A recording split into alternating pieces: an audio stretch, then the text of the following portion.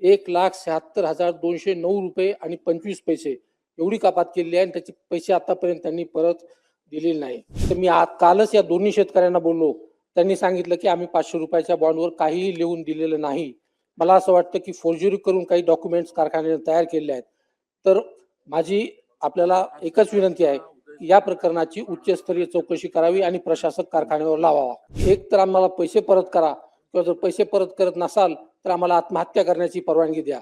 जर मंत्री महोदय आपल्याला यापैकी काहीच करायचं नसेल तर शेतकऱ्यांना आत्महत्या करण्याची परवानगी आपण देणार आहात का? अध्यक्ष महोदय, 1982 साली समर्थ सहकारी साखर कारखाना सुरू झाला आणि हा कारखाना सुरू झाल्यापासून शेतकऱ्यांच्या ऊस उत्पादकांच्या घामाच्या पैशातून बेकायदेशीररित्या कपात केलेली आहे.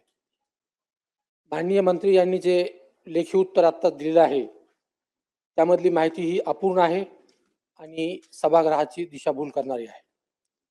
काही ठेवी घेतल्याचं माननीय मंत्री मान्य करतात.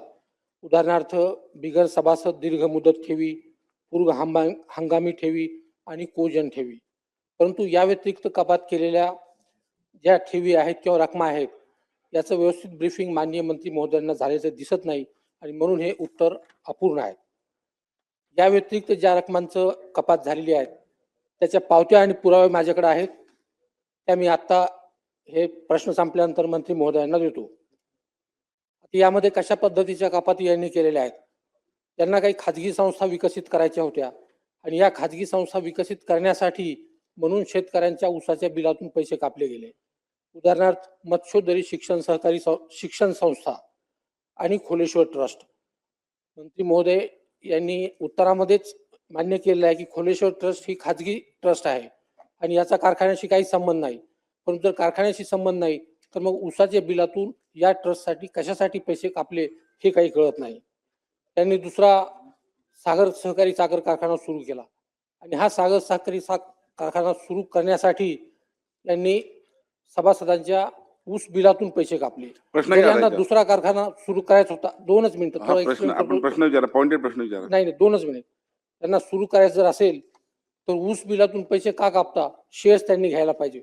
याच्या व्यतिरिक्त डिस्टिलरी ठेव आहे, अनामत रक्कम आहे, कारखाना ठेव आहे, शेअर्स अनामत आहे, भाग विकास निधी आहे, ठेव प्रतिटन आहे आणि बिनप्रतीची ठेव, अशा अनेक कारणासाठी या रकमा त्यांनी कपात केलेल्या आहे. आता एकाच शेतकऱ्याचं उदाहरण देतो. सुभाष ढोकळे या शेतकऱ्याचे 1999 पासून ते 2008 पर्यंत 1,76,209 रुपये आणि 25 पैसे एवढी कपात केलेली आहे आणि त्याचे पैसे आतापर्यंत त्यांनी परत दिलेले नाही. कारखान्यावर जवळपास 400 कोटीचं कर्ज आहे.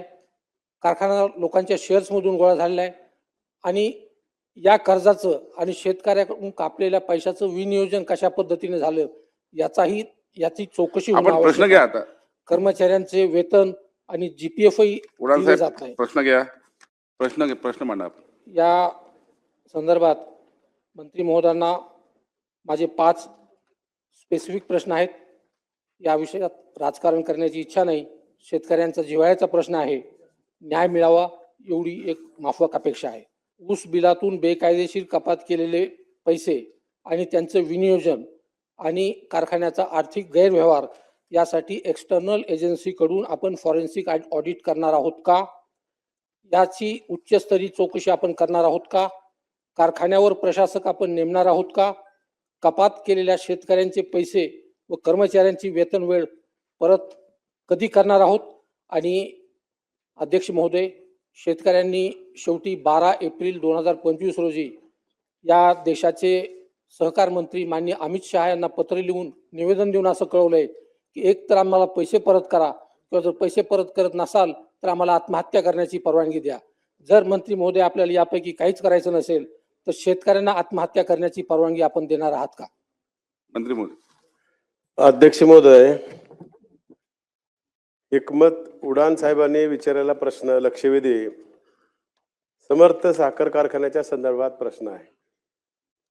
त्यांनी सांगितले की समर्थ सहकारी कारखाना, सागर सहकारी कारखाना आणि खोलेश्वर ग्रामीण बहुउद्देशीय सहकार या संस्थेने सागर कारखाना हा नंतर रजिस्ट्रेशन झालं आणि त्याच्यानंतर तो कारखाना समर्थ कारखान्यामध्ये विलीन झाला. त्यांनी सांगितलं की खोलेश्वर संस्था ही आपल्या अखत्यारीत येत नाही, त्याच्यामुळे तिची चौकशी करायचं काम आपलं नाही. त्यांना करायचं असेल तर चॅरिटी कमिशनरला त्याची मागणी करावी लागेल. सांगितलं की ठेवी ज्या घेतल्या त्या लोकांचा विश्वास संपादन केला नाही असं नाही. कारखाना उभा करत असताना आपल्या कायद्यामध्ये तशी तरतूद आहे. जनरल बॉडीमध्ये एजीएम मध्ये जर तशा प्रकारची ठराव केला आणि सभासदानं परवानगी दिली तर तशा प्रकारच्या ठेवी स्वीकारता येतात. मग काय एक्सपान्शन करायचं कारखान्याला, डिस्लरी उभा करायची आहे, कोजन उभा करायचे आहे आणि त्यांनी आतापर्यंत अनेक वेळेस तसे ठराव घेतलेत आणि तशा प्रकारच्या ठेवी त्याने घेतलेल्या आहेत. म्हणून तो पहिला प्रश्न आहे की आम्हाला चुकीचे उत्तर दिलंय. चुकीचं उत्तर नाही, ते बरोबर आहे. समर्थ सहकारी कारखान्याबद्दल, कारखान्यामध्ये सभासद 3 प्रकारच्या आपण ठेवी तिथे कपात केलेल्या आहेत. बिगर सभासदाकडून देयकातून कपात केलेल्या रकमेत मूळ तक्रार 31/3/25च्या लेखापरीक्षेनुसार खाली 3 प्रकारच्या रकमा कपात केलेल्या आहेत. बिगर सभासद, दीर्घ मुदत आणि परतीची व सभासदाची रूपांतरित ठेव. साधारणतः 26,000 शेतकऱ्यांनी साधारणतः 2.38 कोटी इतकी रक्कम आहे. म्हणजे प्रति शेतकरी सरासरी घेतल्या साधारण 900 रुपये येते. ही ठेव 1984-85 पासून या ठेवीबाबत कारखान्याने सभासदाच्या जनरल बॉडीमध्ये वेळोवेळी म्हणजे 2002, 2004, 2006, 2018, 2021 मध्ये ठराव केलेले आहेत. यापूर्वी ठेव साधारणतः 528 शेतकऱ्यांनी 11.15 लाख इतकी रक्कम आहे. म्हणजे प्रति शेतकरी 2,000 रुपये इतकी ठेवीबाबत कारखान्याने जनरल बॉडीमध्ये वेळोवेळी ठराव करून त्या ठिकाणी घेतलेले आहेत. मग सांगितलं आताच कोजन युनिटसाठी घेतलेत, लँड मशिनरीसाठी घेतलेत.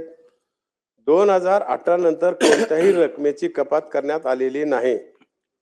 जनरल बॉडीने 21 मध्ये केलेल्या ठरावानुसार ठेवीची मुदत 2026 ला संपते आणि संपल्याबरोबर कारखाना या सभासदाला पैसे देणार आहेत. समजा ह्याच्या उपर जर सभासदांनी मागणी केली तर आम्ही कारखान्याला सांगू की त्यांचे जे काही ठेवे आहेत ते ताबडतोब परत करा.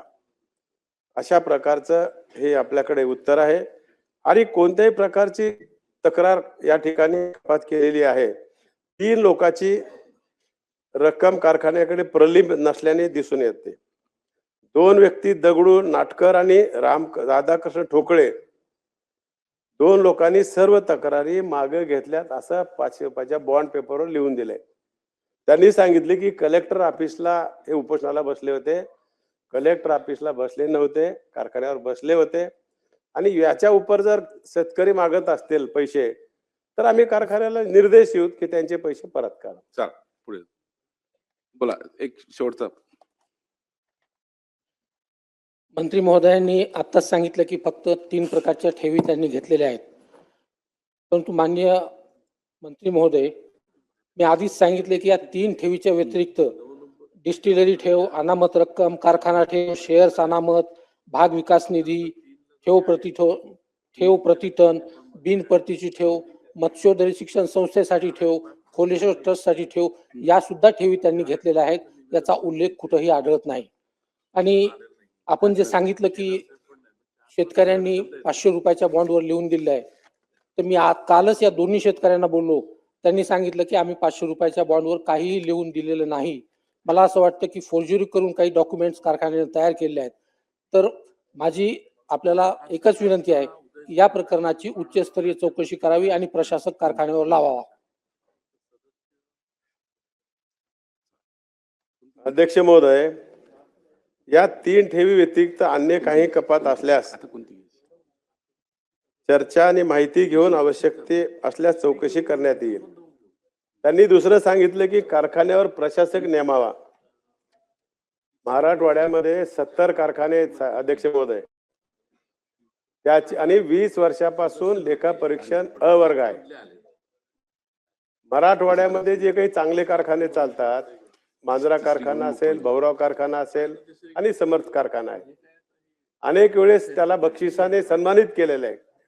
महाराष्ट्र सरकारने सन्मानित केलंय, केंद्र सरकारने केलेलं आहे. आणि म्हणून प्रशासक नेमायच्या काही मागणी असतील तर त्याच्यासाठी काही गोष्टी आपल्याला करावं लागेल. म्हणून अशा प्रकारची काही गंभीर स्वरूपाची तक्रार इथे दिसून येत नाही. म्हणून आपल्याला प्रशासक नेमण्याची आवश्यकता भासत नाही. फाटतं चौकशी करून त्याला निश्चितपणे न्याय देता येईल अशा प्रकारची या ठिकाणी गवाही देतो. चला पुढे जाऊया. नाही आता पुढे जाऊया. नाही, झालं उत्तर दिलं, सविस्तर उत्तर आलेलं आहे. शेवटचा, प्रशासक नेमता येत नाही परंतु उच्चस्तरीय चौकशी आपण करणार का? चला मंत्री महोदय. चला म्हणता येत नाही. ऑडिट वर्ग गेल्या 20 वर्षापासून आहे. अजून आमचे जे अधिकारी आहेत सहकारामधले त्यांना चौकशी करायला लावू.